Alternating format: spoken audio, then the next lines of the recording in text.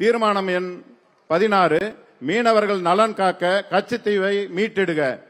ஒன்றியத்தில் 2014ஆம் ஆண்டு பாஜக அரசு பொறுப்பேற்றதில் இருந்து இதுவரை இல்லாத அளவுக்கு தமிழ்நாடு மற்றும் புதுச்சேரி மீனவர்கள் அடிக்கடி இலங்கை கடற்படையினரால் சிறைபிடிக்கப்படுவதும் அவர்களுடைய படகுகள், தொழிற்கருவிகள் உள்ளிட்ட உடைமைகளை பறிக்கப்படுவதும் தொடர் கதையாகி வருகின்றன. இலங்கைக்கு கடற்படையினால் தமிழ்நாட்டின் கடலோர மீனவர்கள் பெரும் துயரத்திற்கு ஆளாகி வருகிறார்கள். தமிழ்நாட்டு மீனவர்களின் பாதுகாப்பு குறித்து வாக்குறுதி அளித்த பிரதமர் மோடி தலைமையிலான ஒன்றிய அரசு மீனவர்கள் நலன் காக்கும் திட்டங்களை செயல்படுத்தாததால் அண்மை காலத்தில் 40க்கும் மேற்பட்ட மீன்பிடி படகுகளை இலங்கை கடற்படையினர் உடைத்தும் கடலில் மூழ்கடித்துள்ளனர். துப்பாக்கி சூட்டிற்கும் சிறைவாசத்திற்கும் உயிரிழப்பிற்கும் தமிழ்நாடு புதுச்சேரி மீனவர்கள் தொடர்ந்து ஆளாகி வருகிறார்கள்.